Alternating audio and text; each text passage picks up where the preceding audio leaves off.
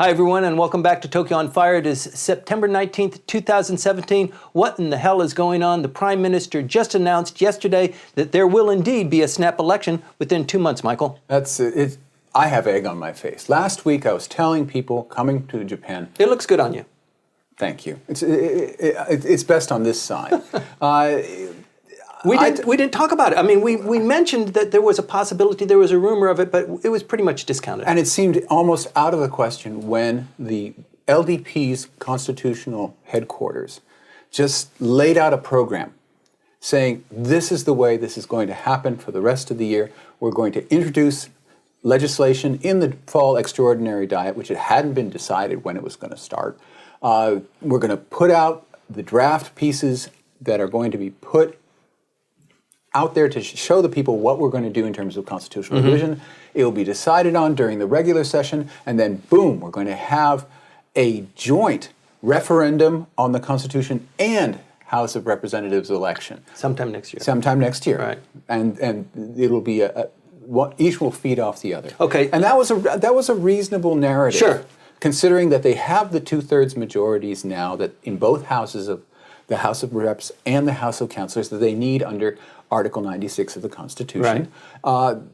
That they get past that, and they had a year to debate this, so no one could say you're pushing this through yes. at an incredible pace, and you're just trying to railroad us, and then the people would actually probably react very poorly in the referendum. In the referendum, right. because unless you have a full year to debate, you're asking for it. Right. And that seems so reasonable because according to what everyone says about Mr. Shinzo Abe, constitutional reform is the be-all and end-all of his existence. And when the number 2 in the party, Mr. Komura Masahiko, says this is what we're going to do, you would think that's what you're going to do. And then Saturday happened. Well, the other thing that was on our radar last time we filmed was the by-elections in October. 22nd, yeah. And that is the stick that's in the mud right now, and that is the target that the Prime Minister is focused on now. So let's talk about what are the dynamics that go on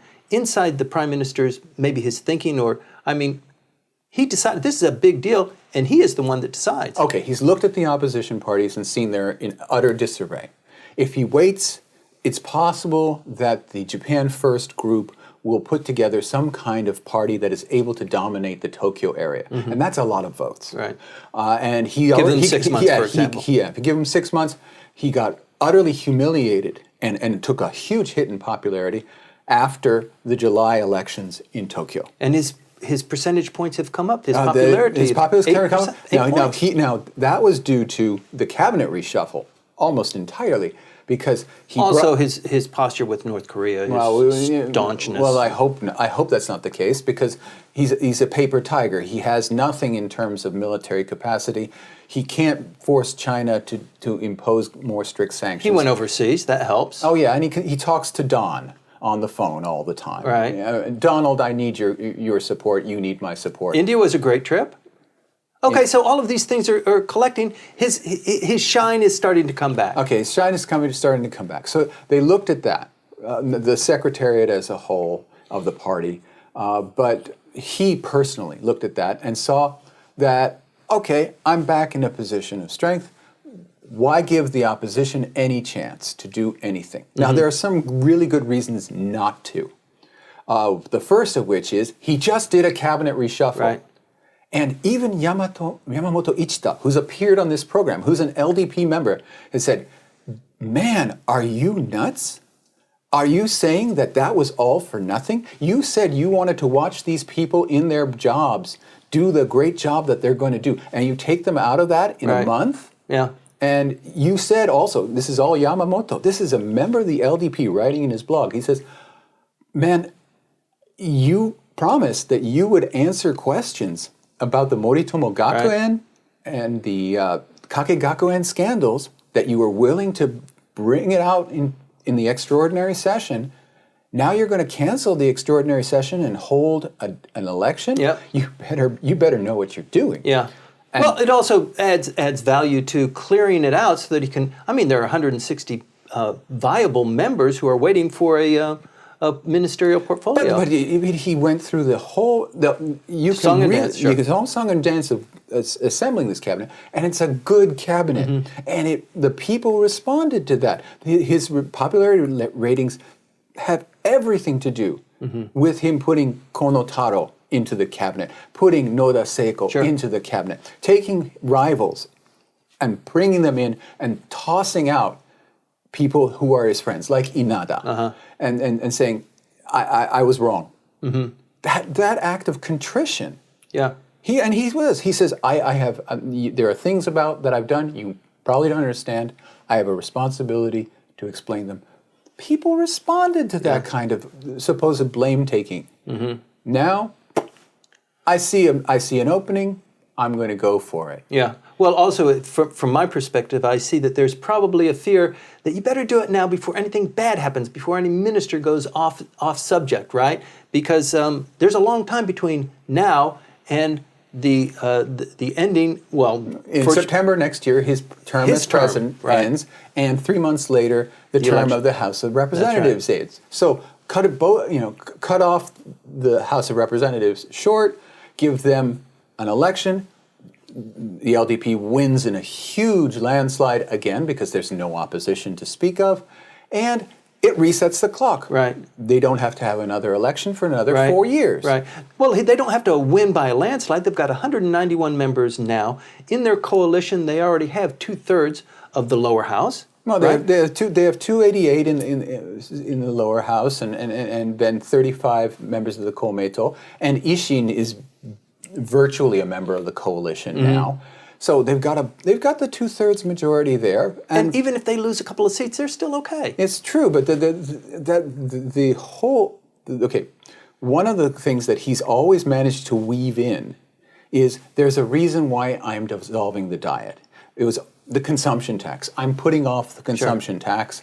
What do you think, public? And everybody's talking about Taigi, the great issue, and the people who are opposed to this early dissolution, mostly members of the opposition, but even people like Yamamoto Ichita are saying, what are you going to make as the excuse? And the biggest issue is, in fact, North Korea. The biggest point where, and you're seeing it from all sides, all of the opposition figures, even, and I was reading Hatoyama Yukio, God knows why I was doing that, this morning, and he's saying, look, what the deal is that, creating a vacuum right at the time when the United States... Not a good sign. Yeah, when the United States is talking about all options on the table, the DPRK is setting off thermonuclear devices and a missile just this weekend on September 14th, a very long-range, intermediate-range ballistic missile, well past the range necessary to hitting Guam.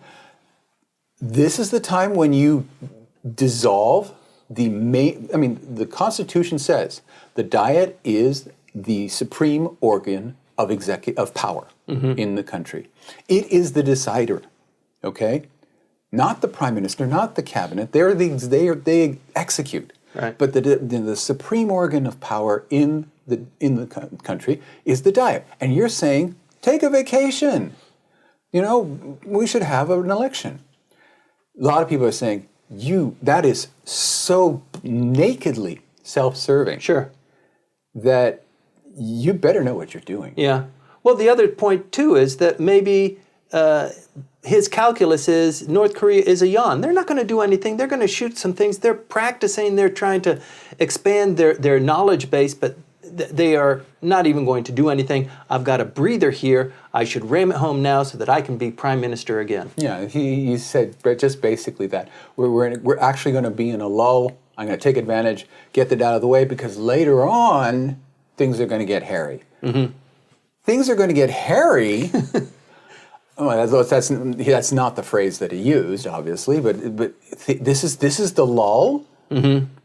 A thermonuclear device and a 3,700 kilometer shot that's the lull. Geez, what's going to happen? Is the first reaction that I have. Right now, historically, the Diet has actually gone through an ability to have elections that is incredible. during World War II, in 1942 even, in the height of the war, they did not suspend Diet proceedings. They had a general election, and in the midst of wartime, and indeed opposition members. One is hard, if you think of Japan as a totalitarian state, there were opposition members who won seats in that Diet. So that there is a tradition that he can look back to. It's pre-war, but nevertheless, of keep calm and carry on. Yeah. Okay. Yeah. Well, keeping calm is something that nobody is doing right now. I think that, for me, he has a responsibility to be the calm in the storm. But we saw that in terms of his public diplomacy, the New York Times, the op-ed that he Right. had. Oh my goodness! If he wanted to encourage the United States to be even more intransigent and more provocative, he couldn't have done more. Right. Oh, there is no negotiation, no dialogue. We must, tighten sanctions. And there's a country. According to statistics, there are countries in Asia who are still doing business. Yeah. That kind of passive aggressive. Putting on his big boy pants. Kind of, that you say, you're not, no, and now you're going to throw the country into chaos. Great. Yeah. Well, I don't know if it's really throwing the country into chaos, but having another election, it's an expensive venture. It shuts down everything for the 3 weeks that the election is going on. Yeah, it's going to be a really short one. It's going to be probably as close to the legal and constitutional limits in terms of time between the calling of the election, the announcement of the candidates, and the actual election day. That is probably going to be right to the wire, if maybe a day extra. It's going to be incredibly rushed. That will, of course, reduce the period of time when there's a vacuum. Sure. But still, how are you supposed to run an election saying, all of you out there who are here for the rally, we've just gotten a J alert. Everybody, we have to take shelter. And then we'll have the speech an hour later. Bye. Is that what's going to happen? You bet. If it's up in the Tohoku region, Right. That's going to look bad. Fun and games for Shinzo Abe trying to figure out how he can stay in power yet one more term. Please stay tuned. We're going to continue to watch this.